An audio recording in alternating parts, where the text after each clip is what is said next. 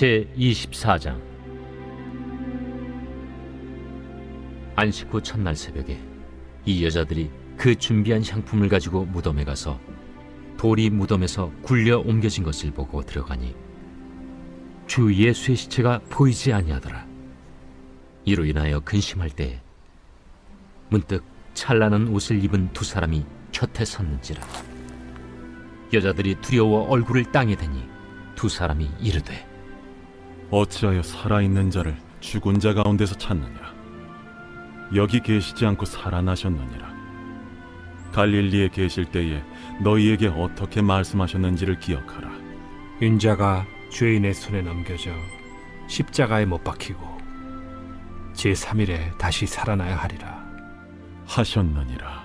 한데 그들이 예수의 말씀을 기억하고 무덤에서 돌아가 이 모든 것을 11사도와 다른 모든 이에게 알리니, 이 여자들은 막달라 마리아와 요한나와 야고보의 모친 마리아라. 또 그들과 함께 한 다른 여자들도 이것을 사도들에게 알리니라. 사도들은 그들의 말이 허탄한 듯이 들려 믿지 아니하나 베드로는 일어나 무덤에 달려가서 구부려 들여다보니 세마포만 보이는지라. 그 된 일을 놀랍게 여기며 집으로 돌아가니라.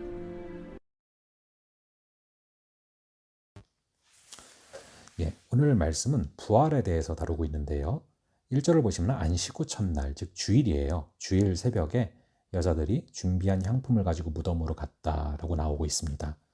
이 여자들이 누구냐? 10절을 보시면 막달라 마리아와 요한나, 그리고 야고보의 모친 마리아, 이렇게 나오죠. 누가복음 8장 2절과 3절을 보시면 이 여인들이 어떤 사람들인지가 조금 더 정확하게 나오고 있습니다. 2절에 보시면은 8장 2절에 보시면 악귀를 쫓아내심과 병고침을 받은 어떤 여자들, 곧 7 귀신이 나간 막달라인이라 하는 마리아, 그리고 헤롯의 청지기 구사의 아내 요한나와 수산나와 다른 여러 여자라고 나오고 있습니다. 이 여자들이 자기들의 소유로 그들을 섬겼다, 즉 예수님의 생활비를 조달한 여인들인데요. 여기서 보시면 막달라인이라 하는 이 마리아는요, 악귀가 쫓아냄을, 즉 병고침을 받은 그런 여인이다라는 것을 우리가 알 수가 있습니다. 그래서 누구보다 정말 사랑을 많이 받았다고 확신을 했던 여인들이에요. 그래서 따라다닌 것입니다. 갈릴리부터 쫓아다녔던 여인들이고 결국에는 끝까지 예수님이 부활하신 그 장면에까지 기다리고 있었던 여인들이다라는 것을 볼 수 있습니다. 첫 증인들이 여인들이죠. 왜 첫 증인들이 여인들일까? 사실 그 당시에 증인으로서 효력이 있는 것은 남자입니다. 여자는 증인으로서 효력이 없어요. 그래서 첫 증인이 여인들이었다는 것에서 우리는 거꾸로 이것이 정말 사실이다라는 걸 알 수 있어요.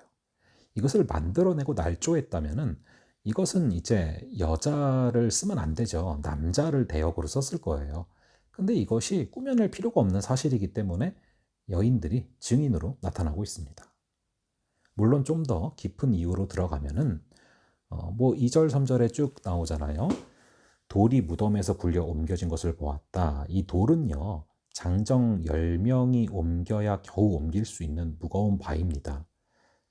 여인들이 옮길 수가 없죠. 그렇게 옮겨진 것을 보고 들어가니 주 예수의 시체가 보이지 아니하더라. 자, 그럼 왜 여인들을 증인으로 하나님께서는 쓰셨을까? 누구보다 확실히 믿었던 사람들이고 누구보다 확실히 예수님을 갈망했던 사람들이기 때문에 이 여인들을 증인으로 사용하신 것입니다. 4절에 보시면 이로 인하여 근심할 때 문득 찬란한 옷을 입은 두 사람이 곁에 섰다. 흰옷 입은 두 천사를 말하고 있습니다. 이 흰옷 입은 천사들이 5절에 보시면 여자들에게 두려워 얼굴을 땅에 대니 두 사람이 이르되 어찌하여 살아있는 자를 죽은 자 가운데서 찾느냐, 어찌하여 예수님을 무덤에서 찾느냐, 이 얘기를 하는 것입니다. 그러면서 6절에 보시면 여기 계시지 않고 살아나셨다.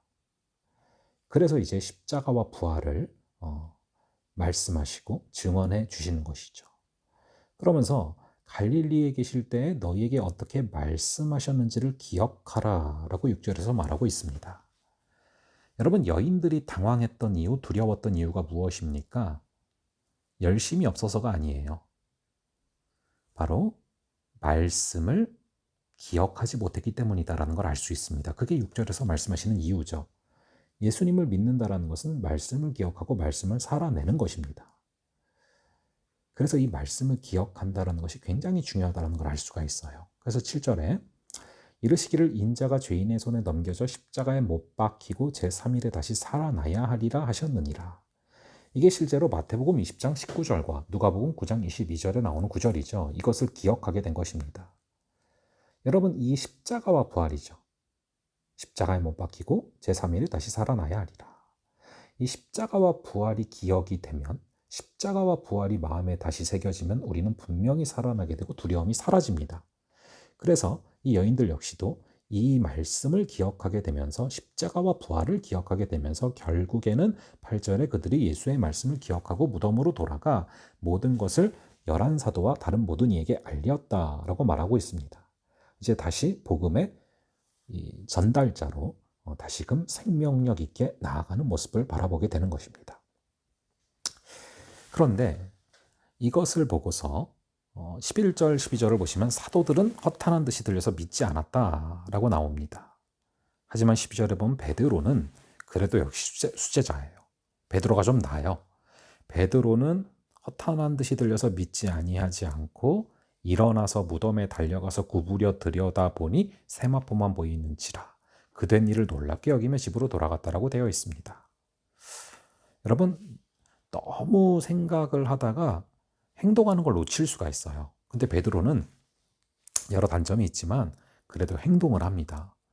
그래서 사도들이 믿지 아니하고 곰곰이 이렇게 생각하고 이렇게 의심하고 이러는 사이에 베드로는 그냥 직접 가는 거예요. 이러는 가운데 부활하신 예수님을 만나게 되죠.